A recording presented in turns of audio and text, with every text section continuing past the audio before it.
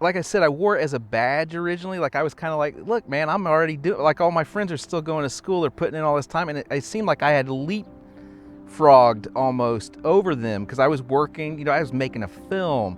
I was a man. It was a small UHF station, but I was the production manager within like a couple years or something. I had people under me that were still going to school or had graduated, you know, in telecommunications. So I was sort of on fire and sort of living in that, and then and enjoying it and kind of like thriving a little bit. But then things sort of went off the rails for me. The world caught up, and I feel like I wasn't prepared for. There was only so far I could go with that.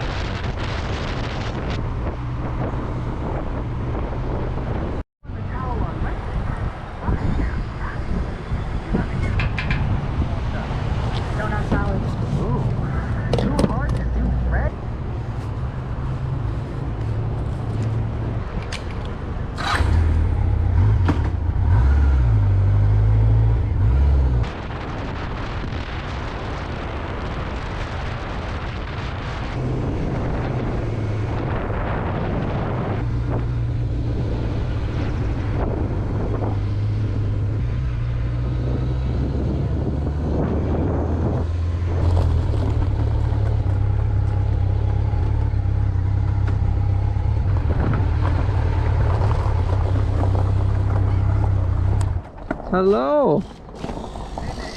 How's it going? Couldn't go any better.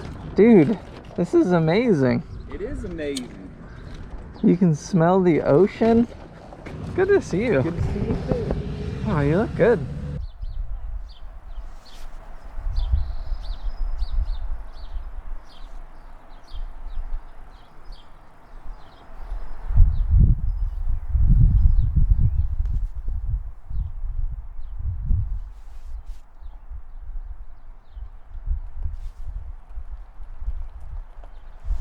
Like, I guess you moved to Seattle not that long ago, so you don't have like a huge like group of folks, right? Like a big base of like friends and family in the area. Right. I leaned heavily on work as for a lot of that. Yeah. And I think that's sort of where a lot of my hesitation about going back comes from a little bit, you know? Yeah. Gotcha. Yeah, do you want to check this? Should I just hit record? I think it's running already. Is it? Oh, I don't think it is. No? Oh, maybe it is. Yeah, I've never been to Indianapolis. I might go there, like, in a few weeks or something. But... Should. It's the crossroads of America. Yeah, what do you mean? It's called the crossroads of America because it has the most intersecting interstates in the country. So what was that like growing up there? Well, I grew up actually in a small town north of Indianapolis, but then lived much of my adult life in Indianapolis. But it's I don't know, at the time you think you don't know much different. So but then you get to an age and you get to school or college and start figuring out the world's a lot bigger place than Indiana. It's very flat. I used to have a lot of love for it, but less so now. You know, I used to hold on to some of that. I don't know, you sort of build up a place that you're from a little. Nostalgia, kind of? Yeah, or you just, you know, like, just to hold on to a lot of the, like, you know, Kurt Vonnegut's from there and David Letterman. A lot of, like, heroes to me are from there, or even not heroes, but like cultural touchstones or whatever, rock stars. And David Lee Roth's from Indiana. Who would think that, this flamboyant guy? But I was kind of interested in all of that. You know, and the Midwest is a real friendly place, and people say what they mean and mean what they say kind of place. I like that. But politically, it's just too not in my, it's way conservative and way not anywhere I'd want to live again. You know, I still have, all my family lives there, of course, but you know, it's just flat agriculture, manufacturing, which has died mostly. But Indianapolis, the city itself, really grew up towards the end of the time I was there, as far as it you know, kind of regentrified the downtown like a lot of cities have. It's clean, it's safe. There's nice restaurants and nice things, but it's also outside of that. Downtown is it's just a suburban nightmare. You know, it's like, it's, you know, a lot of chain stores and a lot of boring stuff. So especially growing up, I had to seek out a lot of those to find the cool record shop or the cool, you know, art theater. You know, there were those things, fortunately, just not a lot of it. Yeah. And you had to really seek it. But part of that I really enjoyed, nostalgically looking back, especially now this day and age when everything is, you know, on demand, and you don't, you know, people today don't have to search too far to find the most obscure thing from anywhere in the world just at the touch of a finger. You know, I kind of miss those days of, you know, actually physically going somewhere and finding some used record bin full of some great music or interesting thing, or, you know, a used bookstore or whatever. Just I'm glad I grew up in that kind of era and appreciate that. And Indianapolis was really really isolated in many ways as far as that went, but it also was a smaller pool of interesting people, if you will. So you know, I was able to find my best friends in life there, and to this day, and they're from Indiana as well, obviously, and they've moved on to other, you know, they got out earlier than I did. And to be honest, I sort of, as a college dropout, I worked in broadcasting, which was sort of, I wanted to be in film, but, you know, it's difficult in the Midwest, and to make a living in it, it's very difficult. There's, you know, basically 3 people that do film work, you know, in the whole state when I was there. So you go into television. I went into broadcast television, and I did really well. I worked in production, I worked in engineering, a lot of live television, a lot of freelancing, a lot of sports. It's sports nuts there. So that's a huge part of that world, that television world. But I don't know where I was going with that, so cut. No. You have lots of editing. I have a question for you. How do you think you kind of fell into that kind of different, like, demographic of, like, the folks who are, like, scouring old record stores? And I don't know. I think I'm an oddball in some ways. Like, I'm just intellectually curious, intellectually lazy, but I'm curious, very curious about things, and really it's just the orbit of people I happened upon at Ball State University was a huge factor in my growth and finding interesting things, and I think I've provided them with interesting perspectives too through the years in my own way, because I am a unique individual. I had an oddball kind of family life, and I don't know, I think to run away from some of that strife within the family, the dysfunctionality, I think artists in general a lot of times are sad or have some scars that they're trying to heal, and maybe they heal by seeking out interesting things, or music and movies. Movies were a huge part. I would make little films, I bought it just, so I had that even before I met my friends, but luckily our paths crossed, and I don't let go easily, so they couldn't get rid of me. And to this day, they're still my best friends in the world, and I can't imagine they'll always be that. And I mean, big reason why I'm even here is because of one of those friends, so who also moved here. I just always had an affinity for the Northwest, and even before he moved here, I actually wanted to move here maybe long before it was even on his radar, definitely at the same time. And but to go back to where I'm from, I kind of, you get in that rut, or you get in that routine and comfort, and it's hard to imagine that, for me, it's hard to imagine that you can kind of break free and actually do that. And I'm so happy, that was sort of like a nightmare for me, or something that would have been very disappointing, as if I could have never thought, you kind of go through, well, I don't know if I can get a job, and the cost of living there is, it's, super high, and I don't know that I have the education, I have the will, the brains, and all of that, but do I have, am I going to get through that front door? And I was able to sell myself and get a great job that my buddy just kind of told me in passing. And it worked out for me, so I was able to move out to Seattle and get out of that kind of that routine or rut, because I was definitely not happy in broadcast television towards the end. It becomes like I don't even watch TV anymore. I literally cannot watch it. Once you see how the sausage is made, and now everybody's kind of has some sort of sophistication on media. It used to be where it was an exotic thing that I worked in television, even though I'd say, well, it's like digging a ditch, or whatever. It just, after a while, it just becomes a job and not that interesting. But I could see why people would be drawn to it or find it interesting at some point. But now it just seems really passé, and like I said, imagine, as media savvy as people are now,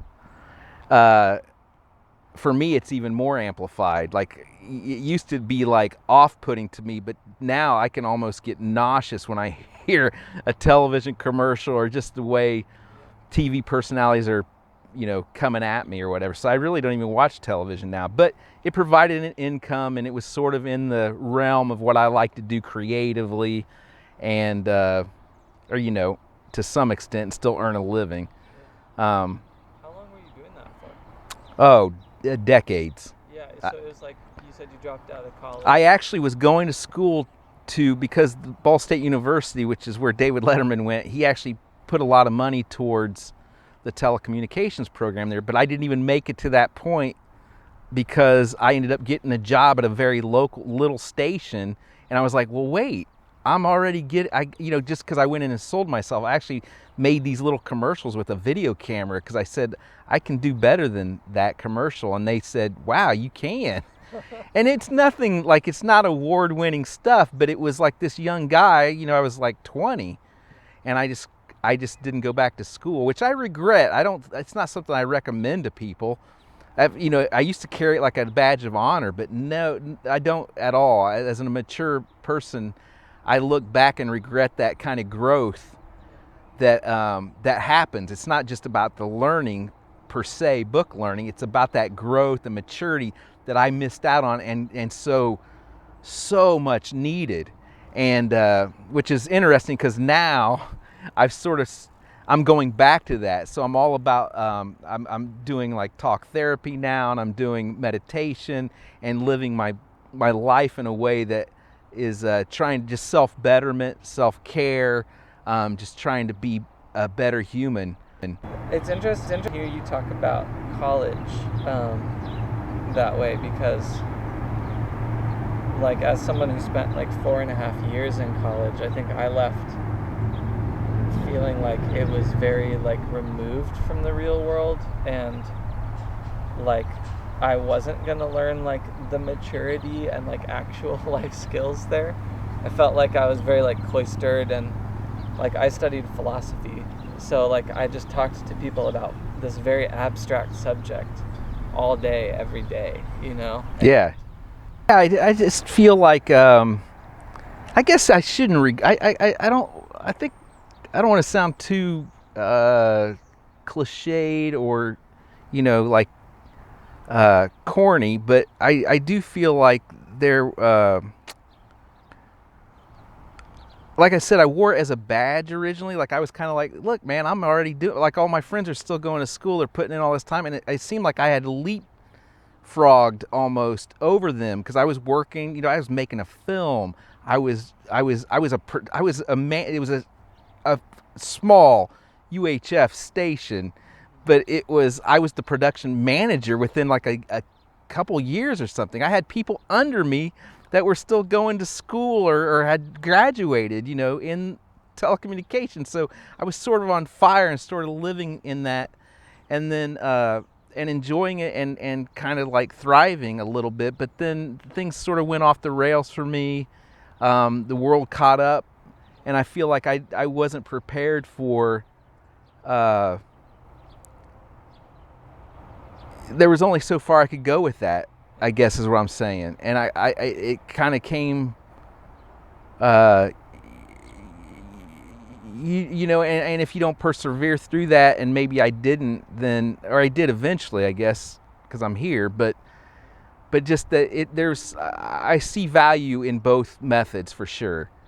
Yeah, and I kind of regret, again, I don't like to use the word regret, but I guess I'm a little saddened that I don't have a degree as some sort of accomplishment, and some sort of, but more so, I do think that the maturity would have helped me, and because I met two great people there in just that very short time, I could have maybe met many more, and whatever.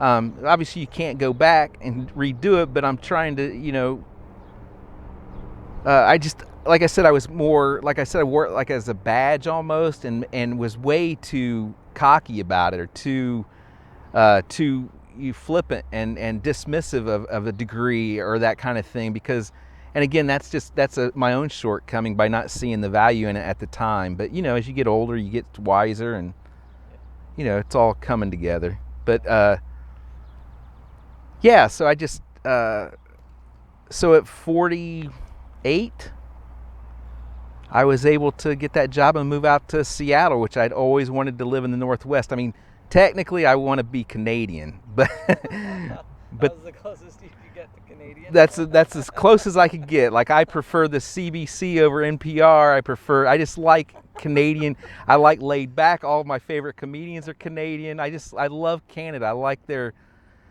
I'm making a blanket statement here, but I like the what I perceive as Canadian, and and obviously weather and nature and all of the other things that this area has to offer is just unreal to me, and something I always wanted to have in my life, but seemed very out of reach for me.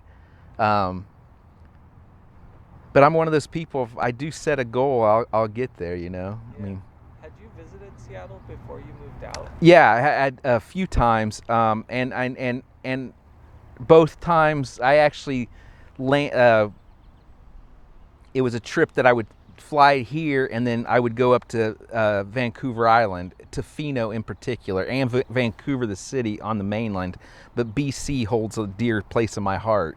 So, like I said, if I could live in Tofino, that would be my ultimate goal. But I think this is probably, as the crow flies, maybe 40 miles from there, from Victoria anyway. So that's probably as close as I'll get, and I think I'm just fine with that. And I can always visit as often as I like. It's just a ferry ride away. Yeah. So. I've never Tofino, you said? Yeah. I've never been. It's on the west coast, about midway up on Vancouver Island. It's just a dreamy. It's just I really enjoyed it. A little village, just a little fishing village kind of thing. It's got a super nice. A few places there that are like, but there's one in particular that's nice inn or like a upscale motel right on the ocean there that's just spectacular. So I just like the crashing waves. I'd never seen a bald eagle before at the time. Now they're commonplace, but at the time it was just magical to me to live, because that's the other thing about living in Indiana. It is flat. It is cornfields, soybean fields. Down south is a little bit of undulation, if you will. So, a little, mountains. some hills that people may think are mountains, but they're just hills. It's pretty in its own way, I guess, but nothing like here. That'd be a yawn for some, to come out here. And people. There's some good people in Indiana. Obviously, good people everywhere, and it's it has its charms. It's cheap to live there. There's people that are great people. I have plenty of friends and family that live there that are great, fantastic people. I don't want to crap all over Indiana. Just my perspective was I had a bigger vision for myself, and I'm just glad I was able, through luck, opportunity, hard work, and bravery, really, to make it happen. To some people it seemed easy. For a lot of people, maybe they had more means, or they were, more educated, or just had more guts. I don't know, but I admired those people, and I'm happy that I was able to make that happen in my lifetime and not just stay where I considered it to be stuck in a place. Did you see lots of folks in Indiana who you felt like were stuck? Absolutely, yeah. Gotcha. Totally, absolutely. And because it's a big deal. Like if you live there and that's your home base. I mean, that'd be like you live in a great place and you're from here, but if somebody is, say that your Mecca, if you will, or your place that you want to live was Indianapolis, it may be intimidating to just go start fresh there. It takes a lot of guts, but I really enjoyed it, and now I really enjoy this. So I'll definitely always keep the Northwest will always be my home for sure. Well, do you want to talk a little bit about, like, I know that you're still in the Northwest, but so you're in Anacortes now, and I don't know how long you'll be in Anacortes. It sounds like it could be until October, or I may winter here. Yeah. Do you want to say a little bit about what your situation is now and how you arrived here? Yeah, sure. So I've always wanted to, I don't like necessarily working for someone, but I also, again, didn't have the guts to maybe do my own thing. I did freelance and I made commercials and things like that, but never enough that I could fully rely on it for health care or whatever we're kind of tied to through our jobs, which is unfortunate, but it doesn't allow us the freedom, I think, that would make us really prosper and be happy. So I just lost my train of thought. Yeah, I was just wondering how you arrived at this current living situation. Oh, so I don't like working for people necessarily, but it's something that, again, I didn't have the guts or wherewithal to do something on my own. I mean, I dabbled in it a little bit here and there with video and things, but to really take that deep dive and support myself solely as my own person. So I've always worked for someone. And it's sort of how I was brought up. My parents were both factory workers, and they're those kind of people that are you show up early, you leave late, and you put in a good, it's all that stuff. And I'm happy to have those values, and I carry those through and through. That's one of my biggest assets, is I'm a reliable guy. I get the job done. I'm all those things. I won't, I treat the company like it's something to be, treated well, I guess, or whatever. So but I wanted to, it's been my goal for a long time to just be able to retire early. So I put a lot of focus on investing and studying and thought, well, if I could someday retire early and not work, till the end of my days, I could maybe at least then be creative and on my own terms in any way and not have to do something for someone else. Not meaning I wouldn't volunteer or help people, just to know that my existence wasn't relying on someone else's whims, whether they're good whims or not, because there's plenty of not good whims, and that's the stuff that's hard for me to stomach. And, not good choices, or what I consider not good choices. And so I just worked really hard, and things lined up, and through luck, a lot of luck really, but also through a lot of patience, a lot of risk, and in my gut really feeling like I knew what I was doing, investing wise and just saving wise and living a frugal life. Not that I didn't have fun vacations, but I didn't spend my money on things that were, exuberant or excessive or anything. I've tried to be fairly frugal in life. I didn't have kids, so that's a huge factor of having money.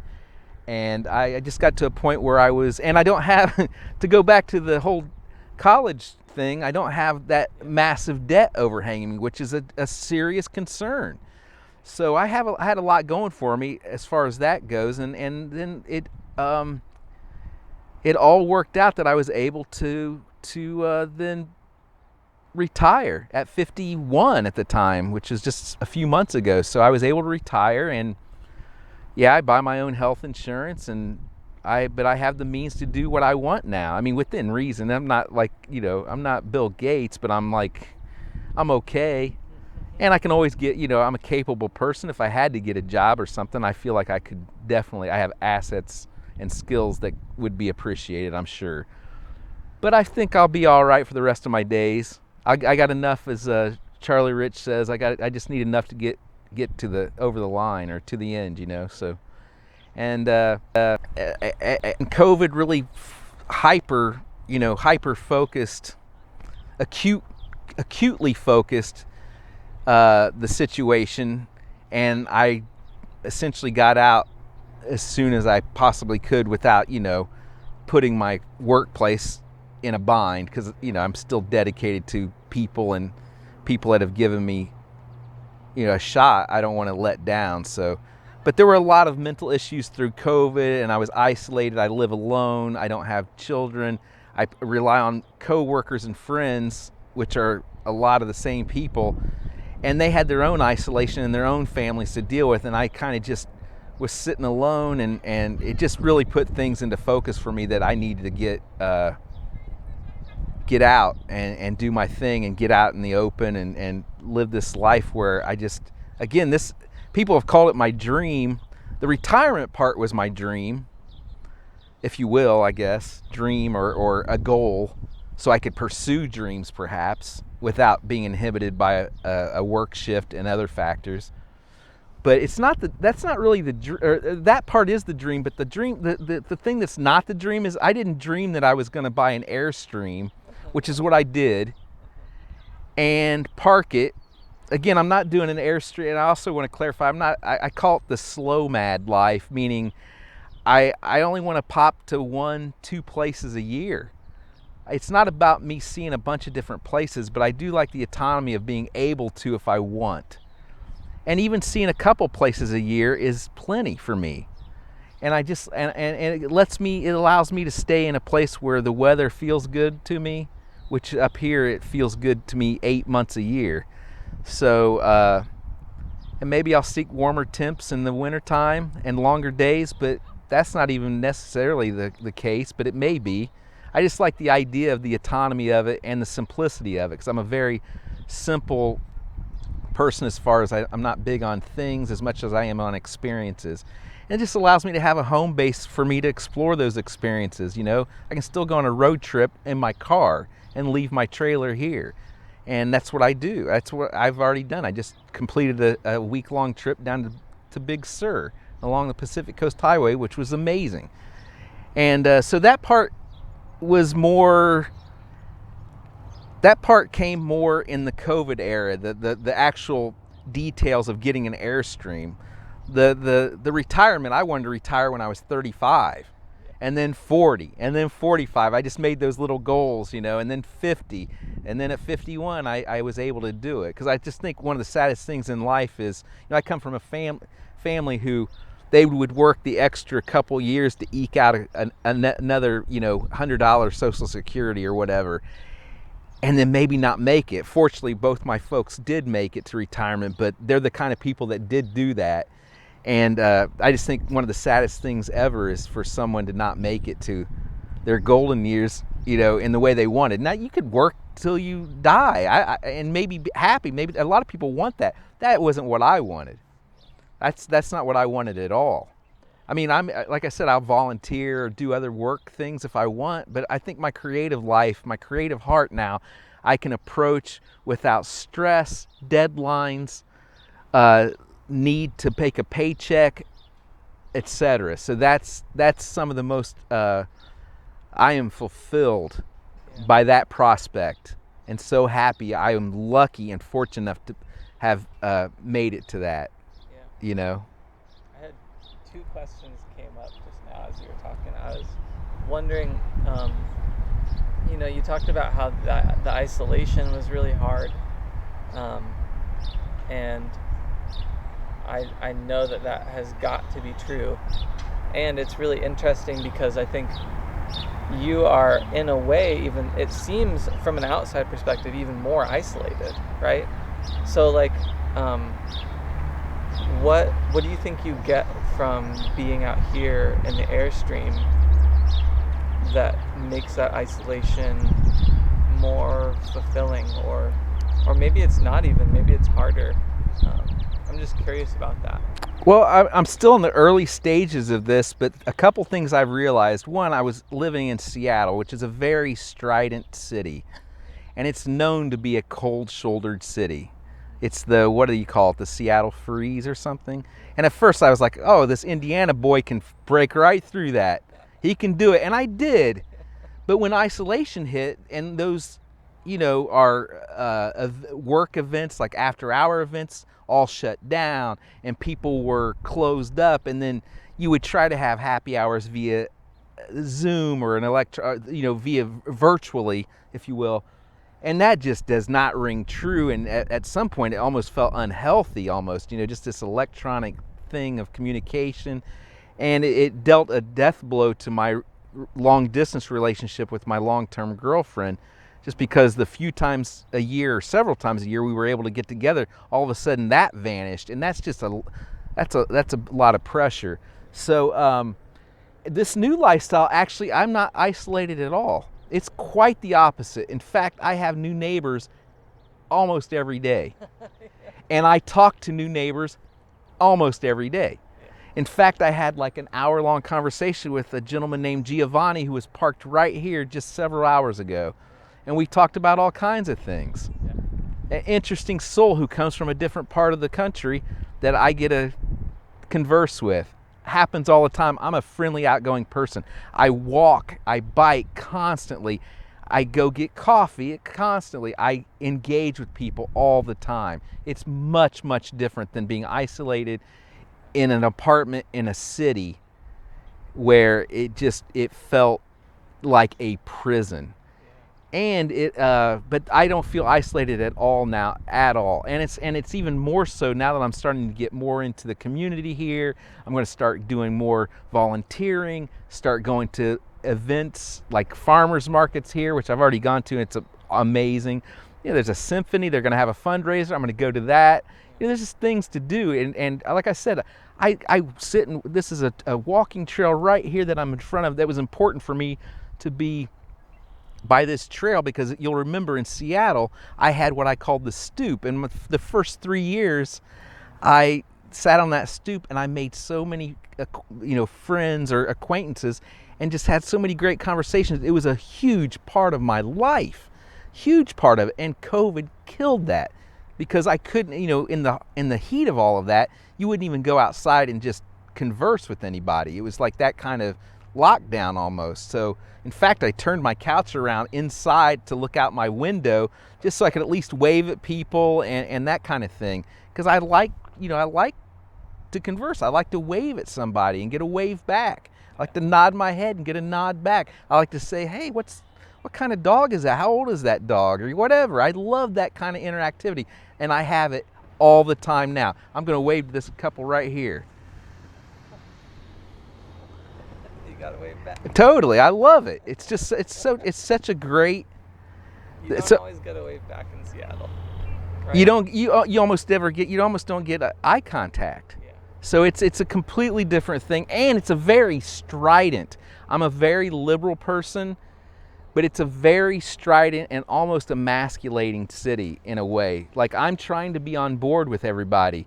I'm trying to learn. I came from a culture and area, especially the Midwest, where I am leagues more developed in that area, and it still didn't seem enough in Seattle. You know, it's like, man, I'm trying, and there was that took a big chunk out of the charm too. Not that I'm not on board with it all, but man, at some point, breathe and be happy. And up here, you have a definite much more mixed political views and such. But you know, I look at it as I can talk to anyone. I'm that kind of person. Again, I hate to blanket statement thing, but it's definitely, there's a Midwestern thing where we just are easy to talk with and get along with, I think. But I don't know. If people don't get in my face, I don't get in theirs. I've talked to, like I said, I've had many neighbors that I could tell were not in the same political sphere as I was, but we still got along. We just don't, and I try to look at it as maybe I can rub off on somebody, maybe some little thing I say, or they say, man, that guy's not too bad. Maybe he's all right, and maybe what he's saying isn't too bad either, and I won't say vice versa, because I just can't, because I can't go with any kind of hate or, that side, but I think there's some commonality that can be, that can be shared. And so, yeah. You can at least understand where someone's coming from, right? Yeah. I mean, even like just now you said, like, I grew up in a certain place that's like influenced how, like, the person I am and the way I approach certain things. And it makes being in certain places, like the way you interact with them, different. And when people don't talk to other people who have grown up in different places and have different experiences, I think that what has started to happen is you just think of differences as character flaws, right? Right. Which is not how that works. No, right. People aren't just born like with a political view. Right. And it's very pessimistic to say people were born, hateful or bad. Right. It's a very like narrow picture of like what human beings are. Right. Yeah. I agree. I'm trying, and I don't have all the answers, but I am feeling more enlightened every day. And that's, we don't have a job to go to, and you make that your job. It's amazing. It's really amazing. I'm not saying you can't do both. I couldn't, in my personal brain, I couldn't do a tech job, especially in a stressful year that was upending, upended all of my orbit as my work goes. It was thrown into, completely thrown in a blender, and very difficult for somebody with anxiety issues to kind of maintain some kind of even keel. And I had some issues with that, but I tried to stay above it all and complete my duty and help out as much as I could. But yeah, it feels good to have the space to not compete in my brain with technology issues and personality issues. That's the other thing. Not that I have huge personality flaws, but I'm now able to address them because I can step back from the fire and allow that to happen, which is so satisfying and such a blessing, honestly, that I'm able to do that. Which is crazy to think about, right? That maybe only like a small portion of people will ever have the time to address something as important as mental health, right? Absolutely. Yeah, it's crazy to think about. It is. And it's just, some people can do it. You know, they're that personality that they can dig in and do a lot of things at once. And that goes against anxiety. You know, that goes against all the things that I hadn't dealt with. And it was just a raging, you know, a thing I wanted to get out here. I want to make sure to remember is that I kind of grew up or lived my entire existence thinking I was a pretty good guy. And I don't want to overstate this. I'm a good guy. I don't want to hurt anybody. I don't want to, you know, I don't want to cause. I'm a helper. I'm a helpful person.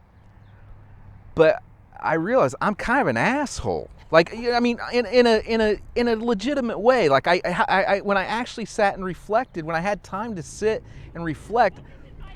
Now, I'll wait till he's pissed. But I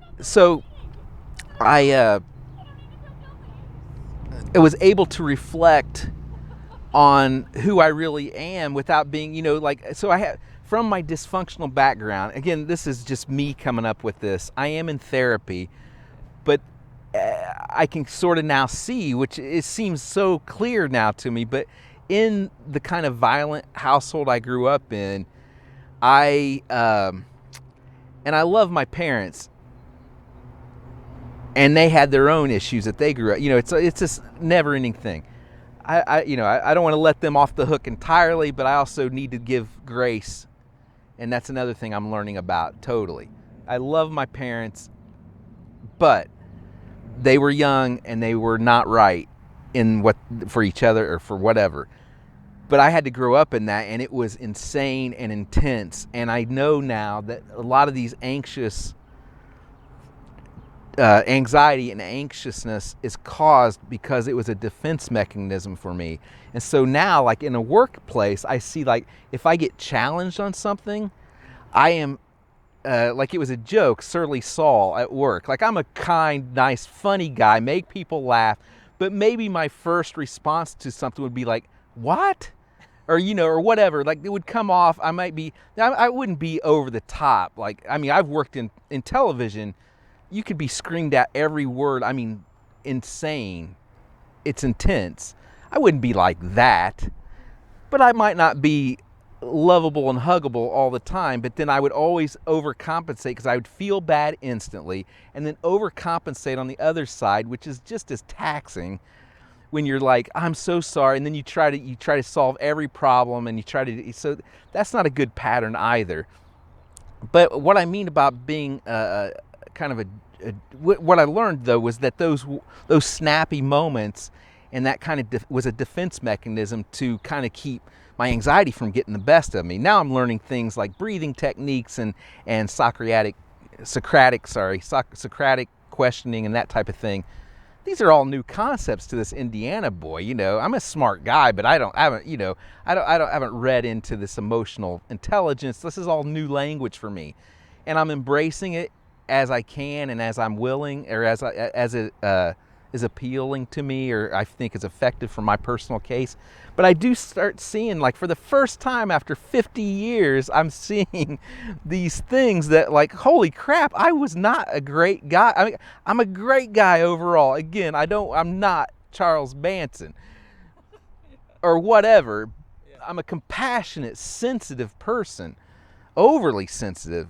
But I now see that the way I would react to a person I loved, a family member, a coworker, you know, and I'm not saying all these people are faultless, but it doesn't matter. It matters how I react to it, and it's not a healthy way and not a way to keep building relationships with people. So it's nice to now, in this time, to be able to approach that. And again, I feel so lucky because, you know, it's hard to, there's got to be some great analogy for, like, it's hard to steer a boat when you're bailing water out of it or something like that. So that's sort of like, there's got to be some kind of cliche or analogy for this. But anyway, what I'm saying is, like, now that I'm not in the daily intense what are they going to throw at me this time? What are they going to ask for, this time?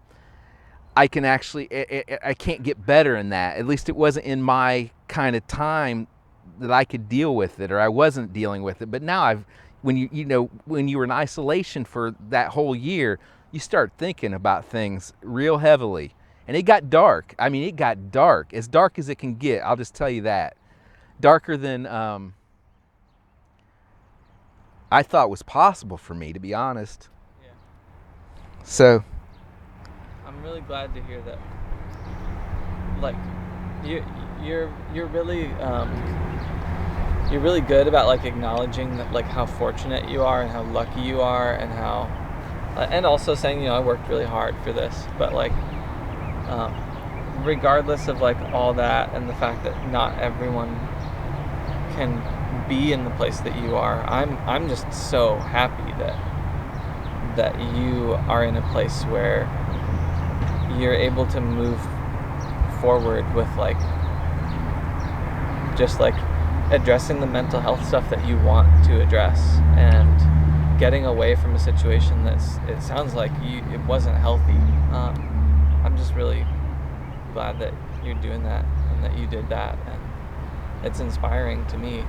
Well, thanks. Yeah, I'd love to be inspiring to people, and again, it was the greatest job I've ever had, but it was just tough in the COVID times, and even before that, it was just the other thing with technology is that it's always changing. Another factor that's not great for an anxious person. And honestly, at this age, and because it was technology and not an art, so to speak, I was able to bring artistic things to the work with like videos or whatever I helped with on, in addition, my soft skills, if you will. The ever-changing, like learning whatever the new OS is, or whatever the new security feature is, or whatever the new privacy preference features are, whatever. But it's not something that it's something you have to put energy into, and I no longer had the heart or energy to ever learn more about that stuff. Yeah. I could care less. I used to devour technology and devour, the latest whatever. That's not in me anymore, and it doesn't appeal to me. I am just living a much more organic life. Not that I don't appreciate technology and tools, but that's what I want to see them as tools, and I don't want to maintain them for anybody else. It's not my thing. Yeah, and especially, at a school this year, everyone's technology needs were suddenly so much higher. Ugh. And so that kind of makes you, as someone who's coordinating all the technology stuff, like, you're like this linchpin in the whole operation all of a sudden. And everyone, I'm sure, was putting so much more weight on you. Because everyone was pushed to the brink. Right? Yeah, and I want to make clear that I realize that, and I don't want to make it. No one really pushed me. Oh yeah. It was a lot of my own, because I have that in me. Like, it's another part of probably this, some kind of thing where I wanted to be loved by my parents, or that I felt like maybe their violence was part of my fault. I don't know all that. I'm still unwrapping all that with a therapist. I don't want to even pretend I know what I'm talking about, but I at least know there's something there, and I know that it can be fixed or worked on or, explored. But so I know everybody was pushed. That was my own personal experience. And again, I had nothing but support at that job, and it still wasn't enough. It's not their fault. They have their own problem. That's the thing, is that everybody had their, again, I didn't work in the medical field. I can't imagine what some people, I just don't handle that kind of stress very well because of issues I hadn't dealt with. And so I just did the best I could. And then I started to have, because I cared so deeply for the people I worked with, people that I felt I didn't want to let down, or I didn't want, I wanted to come through, but I wanted to escape at the same time. That's why I gave such a long, drawn out exit that actually I didn't make it to. It was expedited there towards the end. And luckily I worked at a place that was, compassionate enough to realize that and help me get there.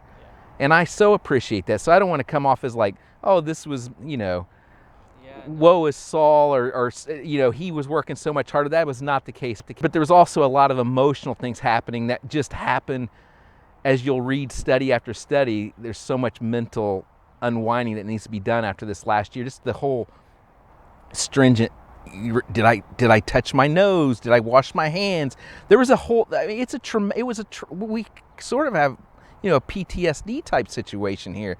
And I sort of felt like that, and I finally now feel like, like I can kind of, and it's beyond a huge part of it is that I can relent the daily pressures of a job. I feel so lucky, and as much as I feel like I pulled myself up the entire way by my bootstraps, I know there are people that did not have anywhere near the support I had, just by birthright or whatever. So I'm cognizant of all of that, and I count my blessings for sure.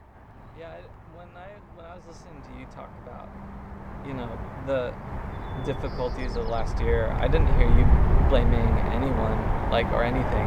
I think it's just like the natural consequence of just all the challenges that everyone was presented with. Yeah. But also, it sounds like,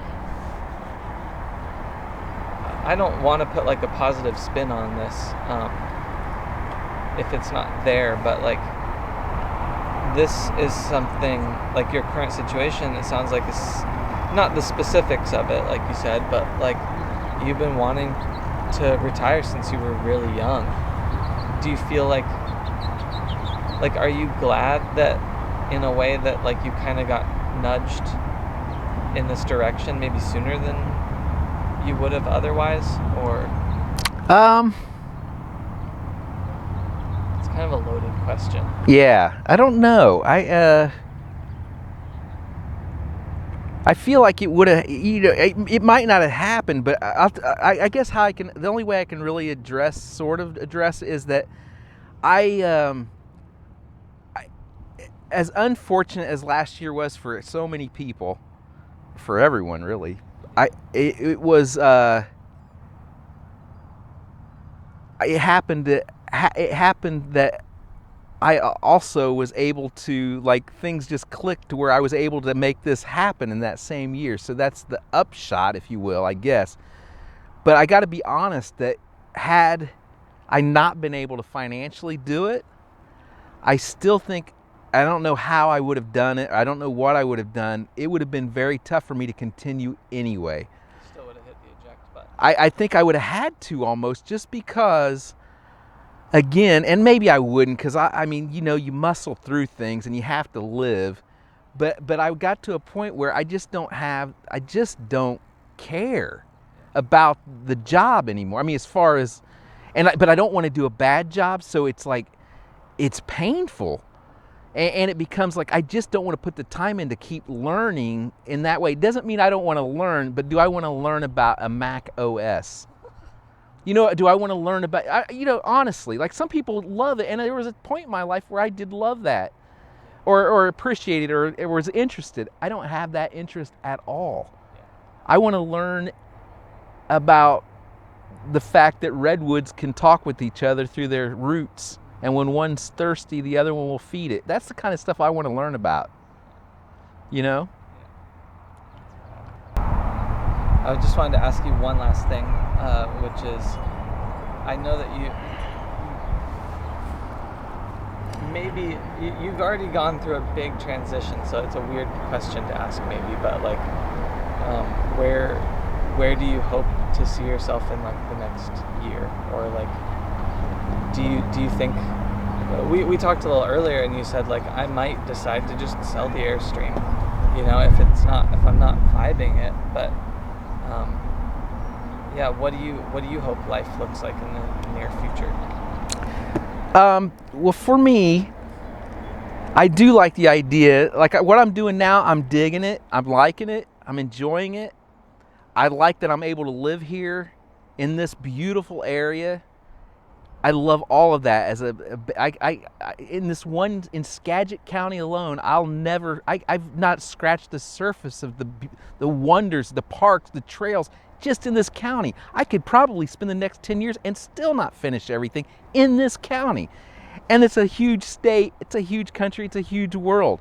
So I don't know. I definitely think travel is going to be in my future. Again, I said slow mat, and I mean that in the sense that I don't plan on moving the Airstream around so much, because that really is, it's just my autonomous home base, if you will. I just want it to be in a comfortable, safe, happy area at any given time. But then I want to be able to fly or drive or whatever to some other place and explore it and leave this for a week, 2 weeks, whatever.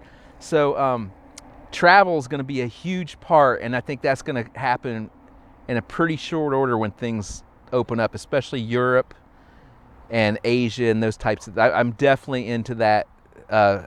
I've not put nearly enough stamps in my passport. I've not really even started, to be honest, barely. So that will be a big factor. And again, as you mentioned, I am completely. If I'm not digging this, I'll sell it and do something else. You know, I'll do something else. I have that flexibility now. That's again, it's beyond words how lucky I feel. So That's awesome. yeah, and one thing, this is going to be you'll have to edit this around, but one idea that's not related so much, but one thing I wanted to relate to you is I've talked to my other Midwestern friends. And it's the fact that when you're here and you see, like, especially the water, like seeing the ocean, the sea, the amount of water, the bays. When you're from the Midwest, you have like dirty lakes and some dirty creeks and rivers, and some kind of dirty lakes. Yeah, they're okay. So I find it every time I can't get enough of it, and I am fascinated by it every single time. I'll walk down this pier, down this trestle, there's a walk.